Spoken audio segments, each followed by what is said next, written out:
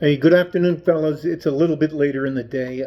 This video is about trust and the tale of two families. It's kind of a ripoff of the old book called The Tale of Two Cities. I'm going to explain something to you because today, after jiu-jitsu practice, I spent probably from 10 o'clock till 12:30 talking to a set of young men and women. And actually, there were some young women there, which was shocking to me. And I did tell them at the beginning that I can only give them the ladies general information because, look, I just don't know what it's like to be a woman, and I'm not gonna try to mansplain to them what it is. Okay. The first family I'm going to talk about used to be one of my neighbors, or vecinos, and they have a mother and a father. They were both divorced prior to getting married, and they both brought children into the family. Now, they have struggled, and they are still struggling, but they turned out four really uber good children yesterday, and the dad and mom were just beaming when they told me about this.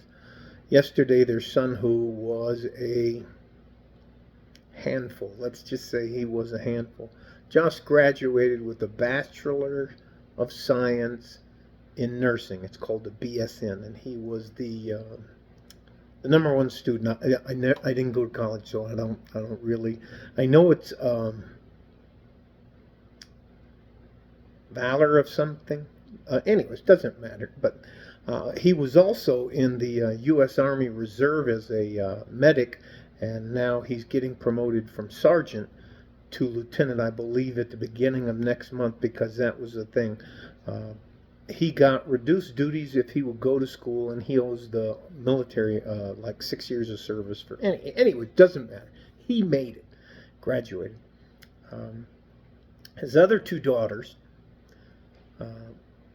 are both joining the El Paso Police Department. They passed the written exam and are on their way to do the physical exam, which are going to be fine. And that's the last hurdle they have to get over to go to the academy.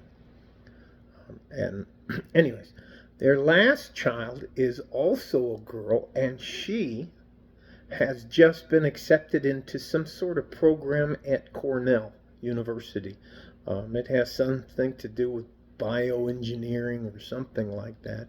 And she's like, I don't know, whatever it is. She's got a scholarship where they don't have to pay for anything. So though the mom and dad yesterday, they were just beaming about their family, and I'm not saying they don't struggle. They're not rich. That the mother and father both work.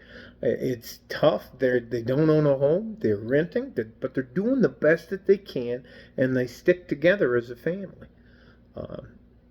The other two young men that I spoke to today have a very different story. When I say this, I'm only saying that there is a difference between having a traditional family, which has a mother and father. That could be two men or two women. It doesn't matter. Being gay does not really, in my opinion, matter. Is it optimal? In my opinion, no. Does it really matter if they love the children and do what they can to support each other? No, I don't think so. So these two young men both have single mothers, and both of them were terribly upset at what their mothers did to them. Now, to betray the trust of your child for your personal monetary gain makes you a bad person. It just makes you a bad person.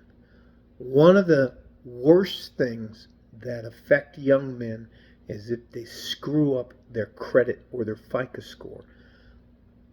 So many of us have to fight our way through the financial system, and by having a good FICO score, you become a good risk. Now, what these women have done to their sons is they have put bills in their names, a light bill, a water bill. They've also purchased vehicles and other services with their children's name and social security number. Both of these men were up to go into the military, and they have been refused entry because they don't qualify because they're deadbeats. They haven't paid their bills. They can't pay bills that they don't know they have.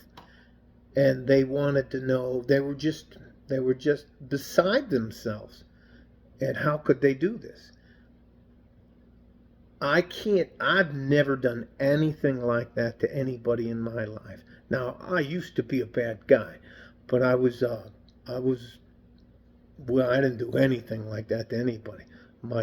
If you owed money, I might buy your debt, or I might be a bag man for, anyways, doesn't matter. But I would never screw a child over, especially my own child, for money. It's unbelievable. So I'm going to put those two young men in touch with a good attorney, and I'm going to take care of the bill for it to see if they can dig themselves out, or how they can stop this or improve their situation and what it'll take. I've had more than one or two run-ins with both of their moms, and they're both hoochie mamas. The long nail, the just classical, typical super eyelashes. I didn't know it until, shout out to Michael Sanchez, that they can actually tattoo on your eyebrows. I know I'm getting off the subject, but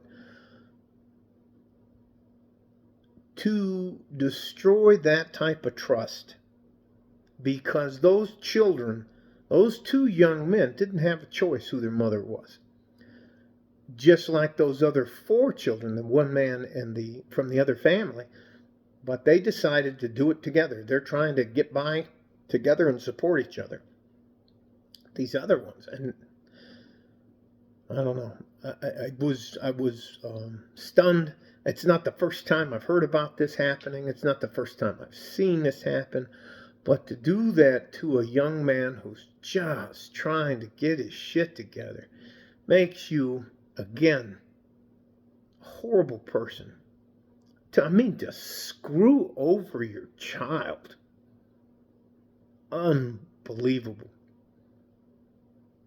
And I can guarantee you that they will do everything in their power not to accept responsibility for it. So they're out there, and that's why I'm going to do what I can in my community to help the young men out. The young women, I don't think I can help them other than give them general advice.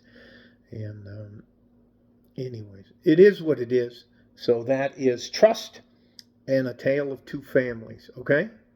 Love you guys. Stay safe and healthy. Take care of each other if you can. And if you can't, you have to take care of yourself. If someone ever violates your trust, you can no longer have them in your life. To betray somebody means you have something wrong with you inside that nobody can fix. All right?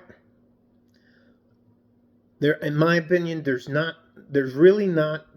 good and bad news, but for the most part, it's just news or information. You should tell the truth and let the people you're dealing with figure it out and decide whether they want to let you use their name and social security number and birthday, and oh my God. So, all right. Like a fart in a G-string from West Texas, El Paso. I'm out of here. Bye-bye.